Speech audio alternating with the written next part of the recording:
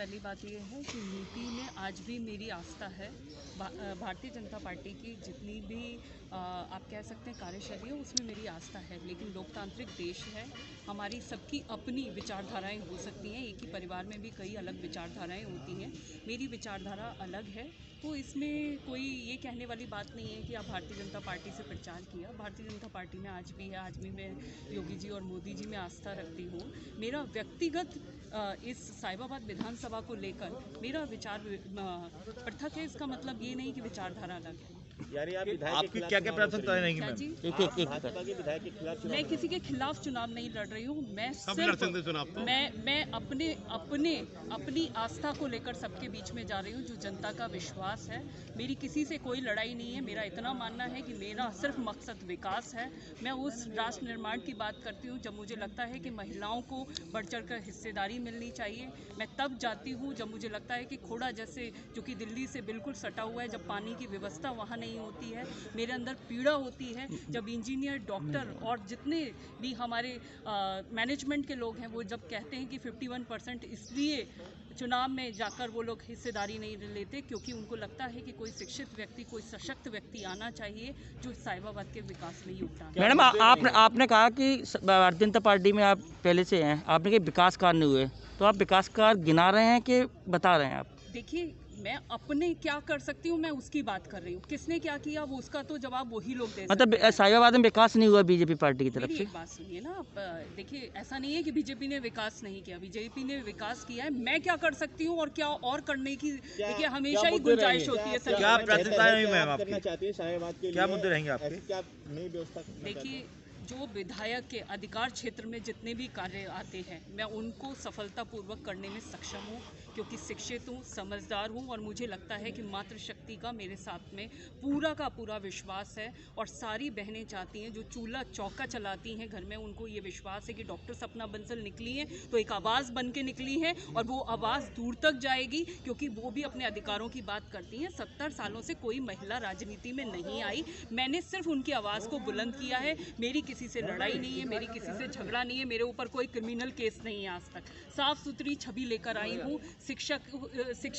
शिक्षिका के होने के नाते मेरा ये मानना है कि मुझे भी समाज में अपना योगदान देना चाहिए क्योंकि कोरोना काल में जिस तरीके की स्थितियाँ हुई, उस समय बदलाव चाहते हैं लोग चाहते हैं कि कुछ ऐसे लोग आएँ जो समाज को मुख्य धारा से जोड़ें, जो विकास के कार्य जमीनी स्तर पे करें और उन जैसे हो और उनके बीच में हो। आपने बीजेपी से टिकट मांगा था, बीजेपी ने आपको टिकट नहीं दिया, उसके बाद आपने फैसला, इस पर क्या कहें? देखिए, फैसला तो मेरा बहुत पहले से ही था। मैं फैसला कर चुकी थी कि मुझे चुनाव लड़ना है। ये बीजेपी ने मुझे टिकट नहीं दिया, ठीक है, उनकी अपनी जिम्मेदारी या उनकी अपनी कुछ परेशानी हो सकती है। मैं बीजेपी के खिलाफ आज भी नहीं हूँ, मैं व्यक्ति के खिलाफ हूँ क्योंकि मुझे ऐसा लगता है कि कार्य और अच्छे हो सकते थे, बेहतर हो सकते थे। जो विधायक समाज में जनता के बीच में होगा उसे जनता पसंद करेगी। और आपने मेरे सारी रैलियां भी देखी हैं कि हर जगह आपने देखा कि कितना मुझे जन समर्थन मिला है। मैंने किसी व्यक्ति को फोर्स नहीं किया कि आप आइए, या मैंने किसी को चंदा या पैसे नहीं दिए कि आप आइए और मेरा साथ दीजिए। उनका विश्वास है कि डॉक्टर सपना बंसल हाईली क्वालिफाइड है। I have completed BBA, MBA, MCom and PhD and I am the person who can change something. I am coming here for the betterment of society. I don't want to fight with anyone. I am the person who is the citizen of this country. So being a professor, it's my responsibility to take the positive action. So that's why I am in front of you. धन्यवाद। सपना जी, आप जीतेंगे तो क्या BJP को support करोगे आप? किला फतेह है, करना नहीं फतेह है, हो गया। किन मुद्दों को लेकर जनता के बीच जाएंगे आप? किन मुद्दों को लेकर जनता के बीच जाएंगे आप? देखिए, मेरे इस गाजियाबाद विधानसभा का सबसे बड़ी जो मुद्दा है वो ये है कि इसमें चिकित्सा और शिक्षा का सबसे बड़ा अभाव है। ये आप भी देख रहे हैं कि कोई भी कॉलेज, इंटर कॉलेज या डिग्री कॉलेज ऐसा नहीं है जिसमें वो 4.5 लाख लोग पढ़ सके। और दूसरी बात, ना कोई सुविधा है। मैं भी चाहता हूँ कि इस क्षेत्र की सुविधा इस तरह से हो कि लोग जहाँ जाएँ तो उसकी तुलना करें। हमारे विधायक जी ने कहा था इसे गुड़गांव बना दूंगा, पेरिस बना दूंगा। मुझे लग रहा है कि उन्होंने उसे कुछ भी नहीं बनाया और बंटाधार कर दिया। तो इस मुद्दे के विरोध में 26 साल भाजपा में रहने के बाद वाला जो बदला आपने 26 साल, मैं कह रहा हूँ कि इस विषय पे पिछले 15 साल से संघर्ष चल रहा है लाइन पार क्षेत्र का और इस शहर विधानसभा का। मैंने हमेशा आवाज़ उठाई। जब सपा सरकार थी तो भी मैंने आके नगर निगम का घेराव किया कि जहरीला पानी आ रहा है, दुनिया की दिक्कत हो रही है, इस पर ध्यान दिया जाए। मैंने अपने नगर निगम के खिलाफ धरना दिया था कि वहाँ कीजिए, उनका भी विधायक करवाएगा। तो ये सब चीज़ें सरकार करती है। इस बार भी मेरा विरोध था, खुलेआम विरोध था। उसका नतीजा ये हुआ कि मैं भी संगठन से बहुत दिन दूर रहा। इस बार संगठन ने मुझे मौका दिया था, लेकिन मैंने तब भी कहा था कि मैं अपने मुद्दे से दूर नहीं जाऊँगा, आपके खिलाफ रहूँगा। ऐसा क्या हुआ जो आपने भाजपा छोड़ी तुरंत आपको टिकट मिल गया बसपा से? देखिए, ये तो अब बसपा को देखना चाहिए कि मेरे अंदर क्या खूबी है, इसलिए उन्होंने खूबी देखी है।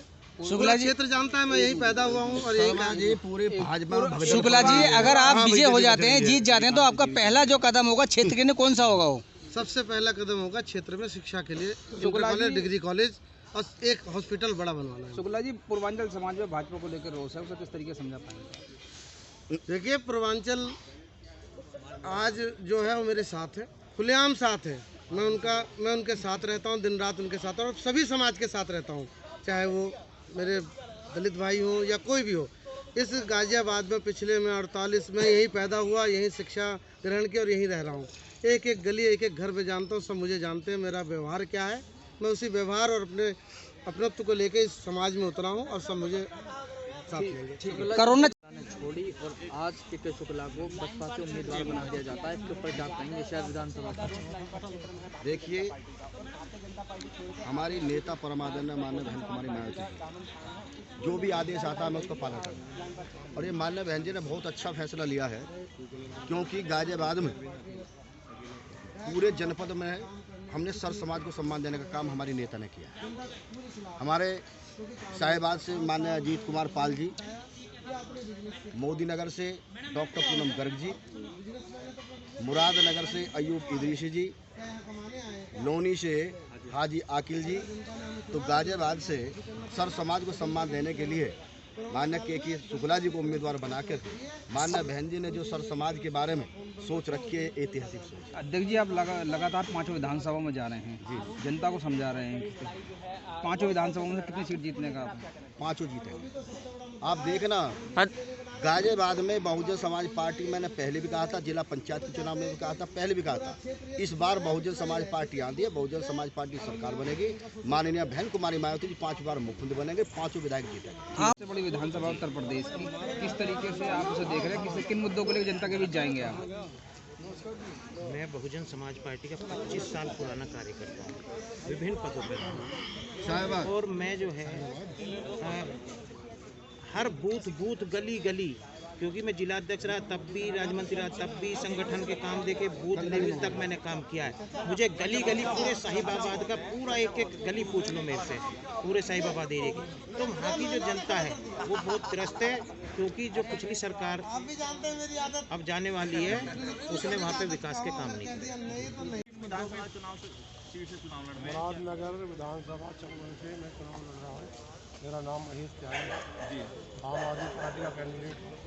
क्या मुद्दे रहेंगे आपके मुरादनगर विधानसभा के अंदर? मुरादनगर विधानसभा में हमारे रोजगार, 3 यूनिट बिजली, अच्छी स्कूलों की व्यवस्था, मोहल्ला क्लिनिक, जो दिल्ली के मुद्दे हैं उसी पे हमने पे काम करना है। जहाँ जितने भी आज तक विधायक बने हैं, कई बार विधायक बने हैं, किसी ने भी शिक्षा पे, स्वास्थ्य पे, बिजली और पानी पे काम नहीं किया है। हमारी सरकार ने जो मुद्दे दिल्ली में उठाए हैं, आज लोग ये कहने लगे हैं कि हम भी बिजली का बिल हाफ करेंगे, मैं भी 3 यूनिट दूंगा, मगर जब वो लोग सत्ता में रहे तब उन्होंने किसी ने 3 यूनिट बिजली फ्री की बात नहीं की। लेकिन अजीत पाल हम हिंदुस्तान की राजनीति बदलने आए हैं। आज लोग बिजली पानी की बात कर रहे हैं, लोग शिक्षा और स्वास्थ्य की बात करेंगे। जो पार्टियां हिंदू को मुसलमान से और मुसलमान को हिंदू से डराकर वो लूट रही थी, अब आम आदमी पार्टी उनको राजनीति सिखाने के लिए आ गई है। अब सब पार्टियों को काम की बात करनी। लेकिन अजीत पाल त्यागी का कहना यह है कि उन्होंने मुरादनगर के अंदर स्वास्थ्य के ऊपर बहुत कार्य किया है, इसके ऊपर क्या आप कहेंगे? वो तो आपको दिख ही रहा है। अभी क्या कर रहे हैं वहाँ पर शमशान घाट में जो है करीब 38-37 आदमी दबके मर गए, ये उन्होंने दिया है। अगर मुरादनगर की जनता आपको चुनकर भेजती है तो पहला विकास कार्य क्या होगा आपका? हमारा सबसे पहले शिक्षा, बिजली, पानी, बिजली पे काम करेंगे, शिक्षा पे काम करेंगे, लोगों के रोजगार पे काम करेंगे। वहाँ हैंडलूम का बहुत बढ़िया काम है, जो इन लोगों ने की बदनीयत की वजह सब काम पिट गया है, उस काम को आगे बढ़ाने का काम करेंगे। उनको अच्छी मार्केट देंगे और उनको पूरी सुविधा देंगे। ठीक है। जी पूनम जी, आपने नामांकन दाखिल किया है मोदी नगर से, क्या प्राथमिकताएं रहेंगी मोदी नगर क्षेत्र में आपकी? पहले तो मोदी नगर की जनता को सबको मेरा नमस्कार। मोदी नगर में सबसे बड़ी जो हमारी समस्या है वो बेरोजगारी की समस्या है, क्योंकि मोदी नगर एक फैक्ट्रीज़ वाला शहर है, मजदूर का शहर है। तो फैक्ट्रीज़ लगभग सब बंद हो गई हैं, तो हमारी प्राथमिकता होगी कि उन फैक्ट्रीज़ को चलाया जाए, नए नए हम वहाँ पे रोजगार सृजन करें। दूसरी हमारा ये प्राथमिकता होगी कि जो भयमुक्त हमारा जो शासन और प्रशासन हमारा चुस्त रहे, और जो हमारे किसानों की समस्या है, किसानों को समय से उनके जो फसल है उसका समय से भुगतान मिले, उन्हें समय से उनको जो है बीज और खाद मुहैया होए। जो हमारे बच्चे हैं उनको पढ़ने के लिए हम और नए नए स्कूल कॉलेज बनवाएंगे। जो हमारे जैसे अब कोरोना काल में मोदी नगर में कोई भी हॉस्पिटल नहीं था, सिर्फ एक हमारा हॉस्पिटल था जहां हम कोरोना में काम कर रहे थे। तो इस तरह के हॉस्पिटल बनाएंगे, बड़े 100 बेडेड हॉस्पिटल बनाएंगे और बच्चों के लिए अच्छी शिक्षा का करेंगे। जो उन्होंने उनके साथ मैंने पूरी मेहनत करी और मेरे जो भूमि अधिग्रहण हुआ है उसमें लगातार मेहनत करने के साथ उनको एक मुआवजा मिला है। कुछ हमारे किसान हैं उनका आर्बिट्रेशन में है, तो उसमें भी हम उनके साथ काम करेंगे। क्या लगता है मैडम, मोदी नगर में अलग अलग किसान हैं क्या? जी, आप बोल रहे हैं कि मेरे किसान अलग अलग किसान हैं क्या वहाँ पर कोई? नहीं, मेरे किसान मेरे क्षेत्र के। हाँ। देखिए, मैं मोदी नगर की हूँ, तो मेरे लिए तो पूरा हिंदुस्तान हाँ। मोदी नगर है, तो मेरे किसान भी मेरे मोदी नगर के। विधायक जी, सत्येंद्र रावत जी दावेदार थे, उनकी नाराजगी को उनकी नाराजगी को किस तरीके से देखते हैं? सभी अपने भाई बहन हैं जो टिकट मांग रहे थे, और मेरी पार्टी इतनी अच्छी है कि 17-18 लोगों ने टिकट मांगा, और हम पहले भी साथ काम करते रहे और आगे भी मिलजुल के काम करेंगे।